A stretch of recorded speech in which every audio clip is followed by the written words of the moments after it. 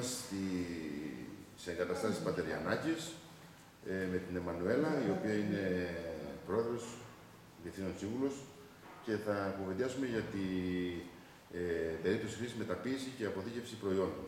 Άρα, Εμμανουέλα, πες μας λίγο τη διαδικασία από τη στιγμή που γίνεται η συγκομιδή και ξεκινάνε να έρχεται τα σταφύλια, αναείδος ή σιγά-σιγά, πώς γίνεται, πού πάνε.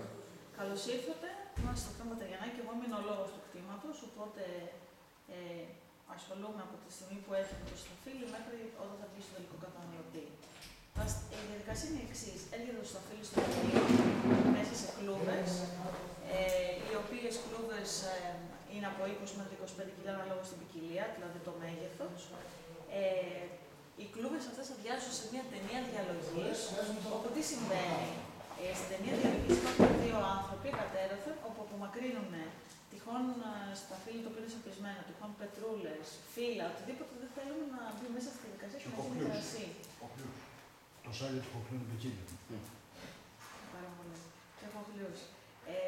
Οπότε, αφού λοιπόν γίνεται η διαλογή από δύο ανθρώπους που είναι κατέρωθεν, έτσι όπως είναι το σταφύλι όλο μαζί, δηλαδή η ρόγα μαζί με το κοτσάνι, πέφτει σε ένα μηχάνημα το οποίο έχει δύο ρόλους.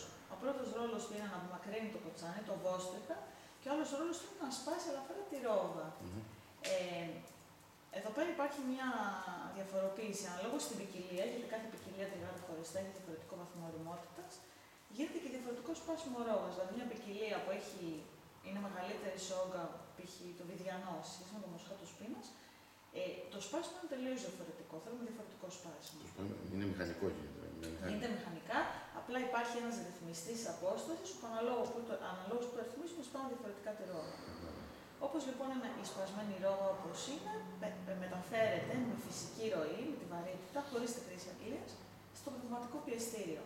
Το πνευματικό πιεστήριο είναι ένας κύλινδρος, όπου μέσα έχει μια μεμβράνη και τι κάνει, έτσι όπως είναι η ρόγα πλέον, ελαφρώς σπασμένη, μπαίνει ένα πρόγραμμα και αρχίζει και πιέζει τη ρόγα τελείως ώστε να κάνει όλο το ζουμί. Ναι. Το καθαρό ζουμί μεταφέρεται σε μια δεξαμενή, πάλι με τη βοήθεια της βαρύτητας, όπου θα δούμε συνέχεια τι κάνει. Και το απομεινάρι που έχει μείνει στο πιεστήριο, δηλαδή το στέμφλο χωρίς ζουμί πλέον, η φλούδα, απομακρύνεται από το χώρο του ενοποιείου και χρησιμοποιείται για άλλες χρήσεις. Άρα λοιπόν η διαδικασία είναι, παραλαμβάνουμε τα σταφύλια, γίνεται κάποιος ποιοτικός έλεγχος και διαχωρισμός από ξένες ύλες, ας το πούμε έτσι. Σωστά. Ο οποίος είναι χειροκίνητος, δηλαδή με διαλογή με τα χέρια και μετά, μπράβο, φεύγει το στέμφυλο. Φεύγει, όπως είναι, δηλαδή η σάρκα μαζί με το χυμό, όλο μαζί, χωρίς το κοτσάνι πλέον. Από τη διαλογή φεύγει όλο το σταφύλι με το κοτσάνι. Στο μηχάνημα αυτό που μπαίνει βγαίνει το κοτσάνι και η ρόγα μαζί με το χυμό που μακρύνεται. Ωραία. Πάει στο πνευματικό εργαστήριο, βγαίνει όλο το πιεστήριο, βγαίνει όλο το ζουμί και μετά πάει το ζουμί στη δεξαμενή και αυτό που μένει είναι πετιά. Ακριβώς. Θα χρησιμοποιείται για διάφορες χρήσεις. Μπορεί να χρησιμοποιηθεί για καλλιτικά, κάποιες εταιρείες ενδιαφέρονται, ειδικά όσοι κάνουν βιολογικό. Μπορεί να χρησιμοποιηθεί σαν λίπασμα μετά από κάποιες διαδικασίες. Μπορεί να χρησιμοποιηθεί σαν ζωοτροφή. Αναλόγως ποιος θέλει να το από εκεί και πέρα να το χρησιμοποιήσει. Και αν υπάρχει ανάγκη φυσικά. Αυτό είναι για το κοτσάνι. Όχι, αυτό που μένει μετά είναι η σάρκα, αφού έχει βγει ο χυμός. Δεν πάει για εινοποίηση λαϊκής ή κάτι τέτοιο. Είναι η φλούδα. Εμείς δεν το χρησιμοποιούμε γι' αυτό. Υπάρχουν κάποιοι που το κάνουν και γι' αυτό. Η φλούδα είναι. Συναγωγή σάρκα, η φλούδα. Okay. Ωραία. Άρα λοιπόν ολοκληρώνεται η σύνθλιψη. Τέλος πάντων, παίρνουμε το χυμό, το μούστο και. Ο χυμός λοιπόν αυτός μένει στη δεξαμενή, όπου εκεί πέρα τώρα επεμβαίνει το ενολογικό εργαστήριο. Η αδερφή μου Νίκη Πατεριανάκη είναι υπεύθυνη στο κομμάτι των αναλύσεων, όπου παίρνει δείγμα και μετράει σε πρώτο στάδιο το μπομέ του. Το μπομέ μας δείχνει, μετράει το μπομέ και την οξύτητά του και το pH του. Αυτές οι τρεις μετρήσεις μας δείχνουν το κρασί που θα παραχθεί, τι δυναμικό αλκοολικό βαθμό θα έχει και τι οξύτητα θα έχει. Αυτά μπορούν να χαρακτηριστούν σαν ποιοτικά χαρακτηριστικά του κρασιού. Ακριβώς. Τα οποία βέβαια γίνονται και, δηλαδή, όταν πριν τριγύσουμε στη αιματοληψία των πελών, έχει προηγηθεί πάλι μια μέτρηση. Για να δείτε βαθμό ωριμότητας, είναι πότε θα τριγύσετε. Ακριβώς. Οπότε αυτή επαληθεύεται πλέον όταν έχουμε τριγυθεί και είπαμε, ωραία, τριγύσαμε σωστά, ή ο καιρός έχει διαφοροποιήσει κατά αυτόν τον τρόπο, είμαστε μέσα. Δηλαδή, ουσιαστικά επιβεβαιώνουμε και την προηγούμενη μέτρηση. Η νίκη λοιπόν αναλαμβάνει το κομμάτι αυτό των μετρήσεων, όπου από εδώ και πέρα γίνεται καθημερινά, δηλαδή από την ημέρα που μπαίνει το κρασί μέσα στη δεξαμενή, γίνεται καθημερινά και για 2 φορές τη μέρα. Δηλαδή πρωί και βράδυ. Γιατί ουσιαστικά μετά θα αρχίσει να μετράει την πορεία της αλκοολικής ζύμωσης. Κατάλαβα. Τα ίδια χαρακτηριστικά μετρώνται κάθε μέρα. Λοιπόν, σε πρώτη φάση μετράμε την πυκνότητα, το pH και την οξύτητα και από εκεί πέρα για τις 15 επόμενες μέρες που ζυμώνει το κρασί, μετράμε πυκνότητα και θερμοκρασία. 2 φορές τη μέρα καθημερινά. Okay. Το επομένη πυκνότητα. Η πρώτη μέτρηση αυτή είναι η επανάληψη πριν του τρίγου. Ναι, η επαλήθευση. Η επαλήθευση και μετά ξεκινάει μια διαδικασία ως προς το επαληθεύσαμε. Ουσιαστικά, ναι, παρακολουθούμε την πορεία της αλκοολικής ζύμωσης. Μετά λοιπόν, αφού καθαρίσει με το κρασί δεξαμενή, τραβάμε το καθαρό, δηλαδή τις λάσπες μακρύνουμε, τραβάμε το καθαρό, το εμβολιάζουμε. Αυτό λέγεται σαν βήμα διαδικασίας απολάσπωση. Θα μπορούσα να το πούμε. Μετά λοιπόν μένει κάποιες ώρες, από τη στιγμή που συγκαταλέγει τώρα δεξαμενή, απολασπώνεται. Μετά τις 15 ημέρες. Όχι.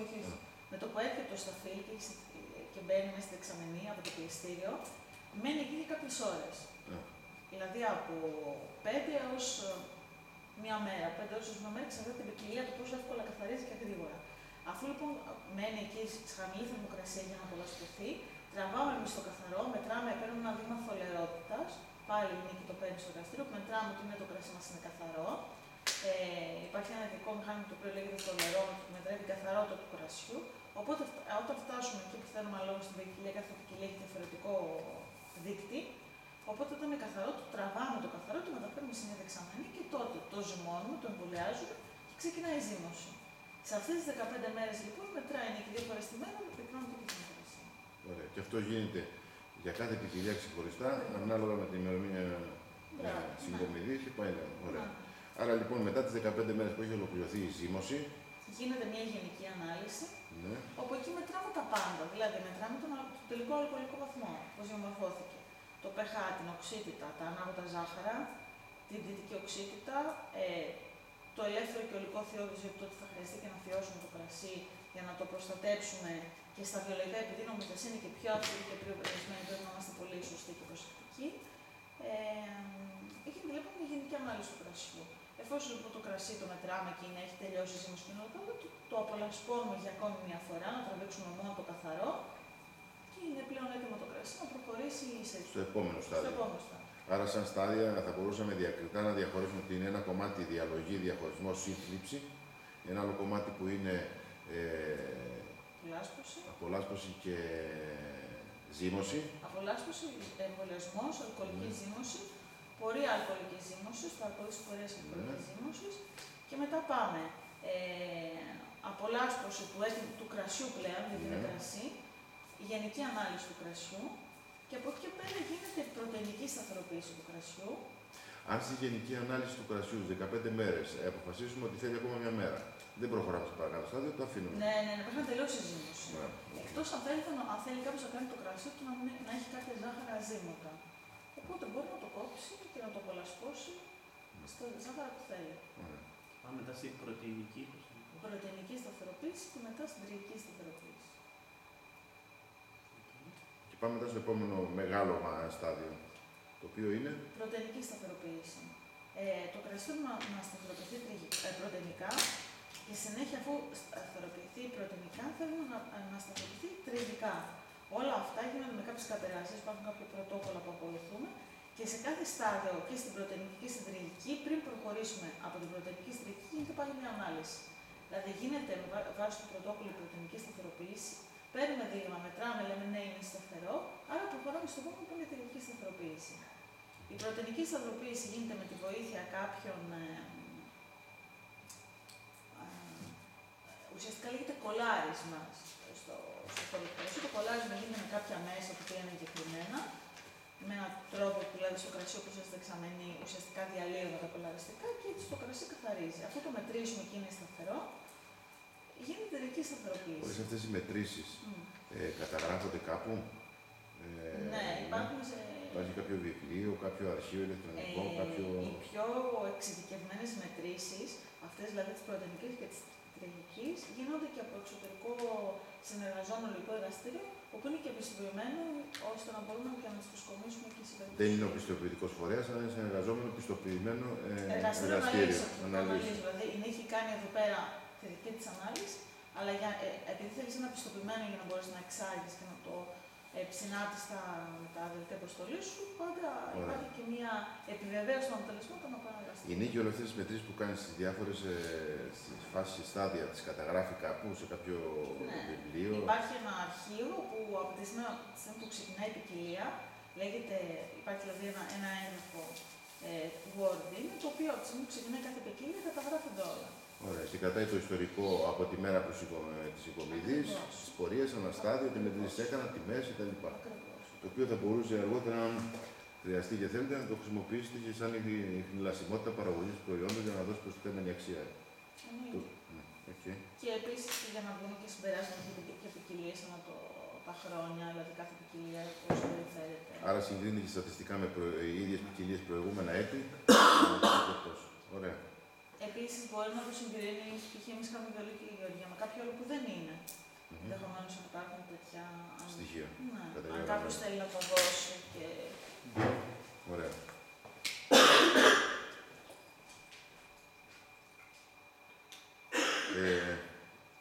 Μετά την πρωτεϊνική σταθεροποίηση και... Γίνεται η τριακή σταθεροποίηση, όπου πώς γίνεται. Μπαίνει το κρασί σε μια δεξαμενή, που ουσιαστικά είναι σαν ψυγείο κρασιού, μένει εκεί για κάποιες ώρες στους -4, όπου υποανάδευση το κρασί για να μην παγώσει, ουσιαστικά σταθεροποιείται τριχικά. Αφού λοιπόν μείνει για κάποιες μέρες, αναλόγως στην ποικιλία, το κρασί στη συνέχεια αφού παίρνουμε λοιπόν ένα δείγμα μετά, όπως είπαμε, το μετράμε, λέμε ναι, εντάξει, είναι τριχικά σταθερό. Καταγράφεται σε αυτό το ίδιο που μου είπες. Ακριβώς. Και από εκεί και πέρα, φιλτράρεται με ένα φίλτρο πλακών, όπως είναι παγωμένο, το κρασί και πλέον καθαρό πηγαίνει σε μια δεξαμενή και εκεί πέρα περιμένει να επανέλθει, δηλαδή να ζεσταθεί πάλι για τους -4, να έρθει από τις φυσιολογικές συνθήκες και από εκεί πέρα είναι έτοιμο για την εμφιάλωση. Το λευκό. Ναι. Το λευκό. Το κόκκινο. Το κόκκινο έχει μια άλλη διαδικασία. Μέχρι εδώ είναι κοινά λευκό-κόκκινο, μετά το πάγωμα. Το λευκό με το κόκκινο είναι κοινά μέχρι εκεί που βγαίνει το κοτσάνι και σπάει ρόγα. Αυτά που είπαμε τώρα είναι το λευκό. Ακριβώς. Ωραία. Οι διαδικασίες στα στάδια είναι τα ίδια, απλά γίνονται με μια άλλη σειρά. Τα στάδια δηλαδή σαν ονομασία σταδίων υπάρχει και στο κόκκινο η ονομασία της σταθεροποίησης. Απλά γίνεται με έναν διαφορετικό τρόπο. Αφού λοιπόν κλείσουμε το λευκό, να πούμε ότι στο λευκό υπάρχει και μια επιλογή, μια παραβολή. Όποιος θέλει να κάνει ένα λευκό κρασί λίγο πιο ιδιαίτερο, πιο λιπαρό, πιο αρωματικό, να βάλει εμβόλιο, θα σας πω σε ποιο στάδιο, το στάδιο της κρυοκύλησης. Το οποίο αυτό μπαίνει πού? Στην αρχή που βγαίνει το κοτσάνι και σπάει ρόγα, δεν σπάμε τη ρόγα καθόλου, αλλά όπως είναι ώρα χωρίς να σπάσει, ολόκληρη μπαίνει σε μια δεξαμενή, παγώνει και εκεί όπως είναι παγωμένη μετά για κάποιες μέρες, ή μία μέρα, ή 2 μέρες ή ώρες, όπως είναι παγωμένη μεταφέρεται στο πιεστήριο. Και συθλίβεται παγωμένη. Και συθλίβεται κτλ. Όχι, ναι, συθλίβεται παγωμένη, αλλά ουσιαστικά το πάγωμα αυτό τι επιτυγχάνει? Ότι εγκλωβίζουμε όλα τα αρώματα και τα στοιχεία που θέλουμε σε κάποιες ποικιλίες. Είναι αυτό που κάνουν φυσικά πάνω οι Γερμανοί σε κάποια κρασιά. Όχι, αυτό είναι αυτό είναι το ice wine. Αυτό είναι άλλη διαδικασία. Ναι, επειδή στην Ελλάδα δεν γίνεται με αυτό, δεν μπορούμε να το κάνουμε με αυτόν τον τρόπο. Είναι η ευγενή σύψη, όπως λέγεται. Εδώ πέρα εμείς το κάνουμε με τη μέθοδο της κρυοκύλησης. Μια δεξαμενή, παγώνουμε τη ρόγα, αφού έχει βγει το κοτσάνι, και ουσιαστικά παράγουμε πιο λιπαρά κρασιά. Αυτό δεν γίνεται για όλες τις ποικιλίες. Δηλαδή, κάποιες ποικιλίες, το Βιδιανό, το Σαρντονέ, το Σοβινιόν, ορισμένες ποικιλίες μπορούν να το κάνουν αυτό. Όχι όλες. Είναι μετά επιλογή του ενολόγου. Οπότε αυτή είναι μια διαφοροποίηση στα λευκά. Αν δεν ακούσετε από το τηλέφωνο. Αυτό από εκεί πέρα είναι τα άλλα που θα κάνετε. Ωραία. Στα κόκκινα τώρα. Στα κόκκινα. Είπαμε πάλι διαλογή κανονικά. Μετά βγαίνει το κοτσάνι, σπάει ρόγα, έκθλιψη και αποποστρίκωση. Τι γίνεται τώρα? Στα κόκκινα κρασιά, επειδή το χρώμα βρίσκεται στη φλούδα, Εμείς θέλουμε να μην πάρουμε τον καθαρό χυμό όπως πήραμε στα λευκά, αλλά να πάρουμε και τη φλούδα και το χυμό. Οπότε όπως είναι ο χυμός και η φλούδα μεταφέρονται στον ινοποιητή πλέον, ινοποιητής αποκαλείται ο χώρος που ζυμώνεται, δεν γίνεται απολάσπωση, αλλά όπως είναι, ζυμώνει. Και όταν το κρασί, δηλαδή παίρνουμε δείγμα, ανάλυση, εμβολιασμός, δεν γίνεται η απολάσπωση, ούτε το πνευματικό πιεστήριο από το δύο στάδια. Και όπως είναι λοιπόν έτσι ο χυμό, παίρνουμε τις αναλύσεις και όταν φτάσει στο σημείο που θέλουμε το κρασί, δηλαδή όταν έχει τις στάνες που θέλουμε, τα αρώματα που θέλουμε, τότε λέμε το κόβω. Τι σημαίνει αυτό? Ότι τραβάμε τα στέμφυλλα, τα βγάζουμε δεξαμένα και παίρνουμε τον καθαρό χυμό. Και γίνεται και η απολάσπωση. Εκεί γίνεται η απολάσπωση, η πρωτεϊνική σταθεροποίηση και η θηρική σταθεροποίηση. Okay. Δηλαδή τα κόκκινα έχουν λιγότερες απολασπώσεις. Μετά κανονικά συνεχίζει. Υπάρχει τώρα το εξής στα κόκκινα. Το κόκκινο κρασί μετά την αλκοολική ζύμωση κάνει και τη μελομαλακτική ζύμωση. Την οποία ουσιαστικά πρέπει να την παρακολουθήσεις, γιατί αυτό μαλακώνει και τα κόκκινα κρασιά. Μαλακώνει τι εννοείς? Δηλαδή υπάρχει ένα οξύ, το μυλικό μετατρέπεται σε γαλακτικό οξύ. Το μυλικό οξύ μετατρέπεται σε γαλακτικό. Το μυλικό οξύ είναι τραχή και πικρό και όξινο, ενώ το γαλακτικό είναι πιο στρογγυλό, πιο μαλακό. Οπότε ουσιαστικά θέλουμε να γίνει αυτή η ζύμωση, ώστε το κρασί να μαλακώσει. Είναι μια δεύτερη ζύμωση. Αν δείτε καμιά φορά ένα κόκκινο κρασί, μετά που τελειώνει η ζύμωση, που αρχίζει και πετάει κάτι, σαν να τσιρίζει λίγο. Ναι, ναι. Είναι η μυρογαλακτική ζύμωση. Οπότε κάνει και αυτή, την παρακολουθούμε και αυτή τη μετράμε, ότι τώρα ξεκίνησε, τώρα τελείωσε. Όταν έχει ολοκληρωθεί πλέον, πάει για πρωτεϊνική και θηρική σταθεροποίηση. Ωραία. Υπάρχει και το στάδιο εδώ πέρα που μπορείς να κάνεις αυτή τη δεύτερη ζύμωση στο βαρέλι. Για να πάρει αρώματα από το βαρέλι. Τη μυρογαλακτική δηλαδή, ή μπορεί να το βάλεις κατευθείαν στο βαρέλι, να κάνει όλη τη ζύμωση, μπορεί να το βάλεις στη μέση. Υπάρχουν διάφορες τεχνικές, όπου και πέρα είναι θέμα του ενολόγου, αναλόγως του χρονιά και την ποικιλία, να επιλέξει πώς θα το κάνει. Ωραία. Είναι και το μυστικό αυτό του κάθε ενολόγου. Και από εκεί μετά, όταν τελειώσουν οι διαδικασίες και το κόκκινο κρασί έχει γίνει κρασί πλέον, και μετά μπαίνουμε σε διαδικασίες άλλες εμφιάλωσης, τυποποίησης κτλ. Ναι, σωστά. Στο κόκκινο κρασί όμως, επειδή συνήθως δεν έχει κάποιο χρόνο, δηλαδή μετά την επιστροφής, ή θα πάει σε κάποια ξύλινα βαρέλια, δηλαδή έτσι ώστε να μείνει και να αρχίσει λίγο να μαλακώνει, να οριμάζει, να στρογγυλεύει, να αποκτήσει πολυπλοκότητα. Οπότε καθυστερεί λίγο η εμφιάλωση. Να το σταματήσουμε εδώ το βίντεο. Να πάμε στο επόμενο μετά που θα είναι η εμφιάλωση.